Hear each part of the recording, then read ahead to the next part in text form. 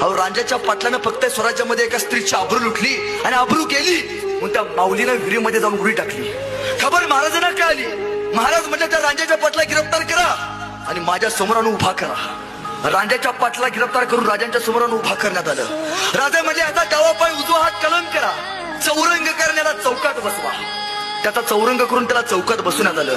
महाराजांनी आऊसाहेबांकडे बघितलं आणि आऊसाहेबांना विचारलं, आऊसाहेब दिलेली शिक्षा योग्य तर की नाही? आऊसाहेब म्हणाला, महाराज याचं पाप इतकं मोठं की तुम्ही याला मृत्यूदंड द्यायला होता, तुम्ही याला चौरंग करून चौकात कशासाठी बसवलात?